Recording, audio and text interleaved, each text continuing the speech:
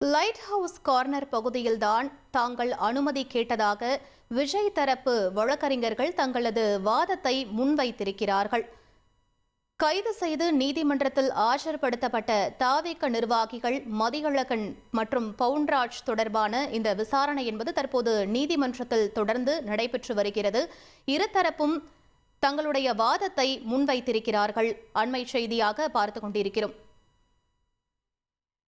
மேலும் விவரங்களை எமது செய்தியாளர் மணிகண்டன் வழங்க கேட்கலாம். மணிகண்டன், முழுமையான விவரங்கள் என பதிவு பண்ணுங்க. வணக்கம். கரூர் குற்றவியல் நடுவர் நீதிமன்ற நீதிபதி தொடர்ந்து தனது விசாரணையை நடத்தி வருகிறார். இரண்டு வழக்கறிஞர்களுமே தமிழக வெற்றிக் கழகத்தின் வழக்கறிஞரும் அரசு தரப்பு வழக்கறிஞரும் வாதங்களை முன்வைத்து வருகின்றனர். ஏற்கனவே சுமார் 30 நிமிடமாக இந்த விசாரணை நடைபெற்று வருகிறது. குறிப்பாக கரூர் மாவட்டத்தில் சனிக்கிழமை சம்பள நாள் என்பதால் கூட்டம் அதிகமாகவே இருக்கும் என்று போலீசார் தெரிவித்துள்ளனர். இதன் காரணமாகவும் கூட்டம் அதிகம் வந்துள்ளது. நீதிபதி தொடர்ந்து எதிர்கேள்விகளையும் எழுப்பி வருகிறார். அங்கு நடந்த குற்ற சம்பவம் குறித்து கரூர் நகர போலீஸ் டிஎஸ்பி செல்வராஜ் நீதியரசர் முன்னிலையில் பதிலளித்தும் வருகிறார். குறிப்பாக அந்த லைட் ஹவுஸ் பகுதியை அவர்கள் கேட்டபோது அந்த பகுதியில் அமராவதி ஆற்று பாலம் ஒன்று அருகிலேயே இருப்பதால் அந்த இடத்தில் அதிக அளவில் பொதுமக்கள் கூடும்போது இளைஞர்கள் ஏராளமானோர் தமிழக வெற்றிக் கழக கட்சியைச் சேர்ந்த தொண்டர்கள் மரங்களில் ஏறுவது, உயரமான கட்டிடங்களில் ஏறுவது போன்ற செயல்களில் ஈடுபடுவதால் பாலம் இருக்கும் பட்சத்தில் அந்த இடத்தில் ஏறினால் அதிக உயிர் சேதம் ஏற்பட வாய்ப்பு என்பதாலே அந்த இடத்தை நாங்கள் வழங்கவில்லை என போலீசார் தரப்பில் தெரிவித்துள்ளனர். அரசு தரப்பு வழக்கறிஞர்களும் தந்த வாதத்தை முன்வைத்துள்ளார். குறிப்பாக 90,000 பேர் நின்று கவனிக்கலாம், அவ்வளவு பெரிய இடத்தை கொடுத்தோம் என்று, அதாவது இந்த வேலுச்சாமிபுரம் பகுதியில் நடந்த கூட்டம் நடந்த இடம் 90,000 பேர் நின்று கவனிக்கும் அளவுக்கு பெரிய இடம் என்று போலீசார் தரப்பில் தெரிவித்துள்ளனர். செம்மடை மேம்பாலத்திலும் ரோடு ஷோ நடத்தக்கூடாது. மேலும் ரோடு ஷோக்கு ஏற்கனவே தடை செய்யப்பட்டிருந்த நிலையில் விஜய் 2 இடங்களில் வாகனத்தின் மீது ஏறி தொண்டர்கள் முன்னிலையில் கை அசைத்தார். இதனாலும் அதிக அளவில் ஆர்வ மிகுதியின் காரணமாக கூட்டம் அதிகமாக கூடியுள்ளது என்றனர். அதே சமயத்தில் அந்த விஜய் பிரச்சாரம் நடந்த இடத்தமான வேலுச்சாமிபுரத்தில் அதற்கு ஒரு நாள் முன்பாகவே தமிழகத்தின் எதிர்க்கட்சி தலைவரான எடப்பாடி பழனிசாமி சென்றார். அங்கு 15,000 பேர் வருவார்கள் என்று சொன்ன நிலையில் அங்க எந்த விதமான அசம்பாவிதமும் ஏற்படவில்லை. அந்த இடம் அது சிறப்பாக நடந்து முடிந்தது என்று நீதிபதியிடம் தெரிவித்தனர்.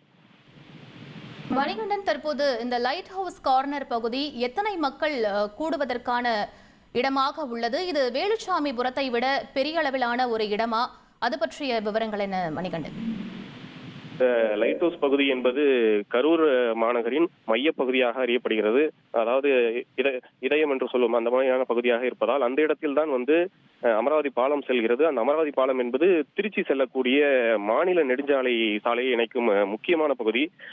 கரூர் நகரிலும் அங்கிருந்துதான் பல்வேறு முக்கிய பகுதிகளுக்கும் சாலைகள் பிரிந்து செல்கின்றன.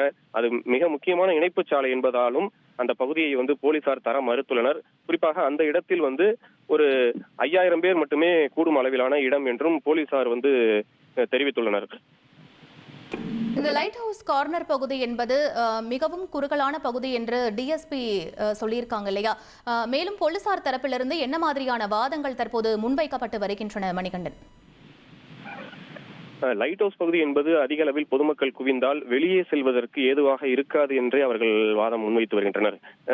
ஏனென்றால் அந்த பகுதியில் பல்வேறு சாலைகளை இணைக்கக்கூடிய பகுதி என்பதால் மிகவும் குறுகலான சாலைகள் செல்லக்கூடியது என்பதாலும் குடியிருப்புகள் அதிகமாக உள்ள பகுதி என்பதாலும் பொதுமக்கள் பெரும் சிரமத்திற்கு ஆளாகுவர். மேலும் வாகனங்கள் உள்ளே சிக்கிக் கொண்டால் மக்கள் வெளியேறுவதில் பெரும் சிரமம் ஏற்படும் என்றும் தெரிவித்தனர். தற்போது பிரச்சாரத்திற்கு இடம் தேர்வு செய்ய மனு கொடுக்கும் போதெல்லாம் காவல்துறை மனுவை நிராகரித்தது என்று விஜய் தரப்பிலிருந்து ஒரு குற்றச்சாட்டை முன்வைத்திருக்காங்க. அது பற்றிய விவரங்கள் என்ன மணிகண்டன்? அதாவது அனுமதிக்கப்பட்ட இடங்கள் என்ற அடிப்படையிலேயே அவர்கள் ஒரு பட்டியலை தயார் செய்து அனுமதி கேட்டு கடிதம் வழங்கினர். குறிப்பாக கரூரில் கூட்டம் நடத்துவதற்கு அனுமதிக்கப்பட்ட பகுதி என்பது தற்போது விஜய் பிரச்சாரம் நடத்திய வேலுச்சாமிபுரம் பகுதி, லைட் ஹவுஸ் கார்னர், உழவர் சந்தை உள்ளிட்ட ஒரு 6 இடங்களை தேர்வு செய்து வைத்துள்ளனர். மாவட்ட நிர்வாகமும் அந்த பகுதிகளுக்கு அனுமதி வழங்கி இருக்கிறது. ஆனால் அதே நேரம் இவர்கள் தரப்பில் வைக்கப்பட்ட குற்றச்சாட்டுகளுக்கு போலீசார் தரப்பு கூறுவது என்னவென்றால் மாவட்ட நிர்வாகத்தின் அடிப்படையில் மாவட்ட ஆட்சியர் கொடுத்த வழிமுறைகள் அடிப்படையிலேயே அனுமதி வழங்கப்படுகிறது. ஏனென்றால் ஒவ்வொரு பகுதியிலும் இவ்வளவு மக்கள் தான் திரண்டு அந்த கூட்டங்களில் கலந்து கொள்ள முடியும். மக்கள் கூடுவதற்கான வாய்ப்பு எவ்வளவு இருக்கிறதோ அதன் அடிப்படையில் மட்டுமே தான் அந்த இடங்களுக்கு அனுமதி வழங்கப்படுகிறது. அதற்காக கேட்கும் இடங்களில் எல்லாம் எடுத்தோம் கவுத்தோம் என்ற அடிப்படையில் இடம் கொடுக்க முடியாது. அப்படி கொடுத்தால் பெரும் அசம்பாவிதம் ஏற்படும் என்ற சூழலின் காரணமாகவே ஒரு சில இடங்களை போலீசார் அனுமதியை தவிர்த்துள்ளனர் என்றும் கூறுகின்றனர். விவரங்களுக்கு நன்றி மணிகண்டன். இனி செல்லும் இடமெல்லாம் செய்தி. தந்தை டிவியின் வாட்ஸ்அப் சேனலை ஃபாலோ பண்ணினா செல்ல இருக்கும் இடமெல்லாம் செய்தி. இதோ QR கோட் இப்பவே ஸ்கேன் பண்ணுங்க, ஃபாலோ பண்ணுங்க.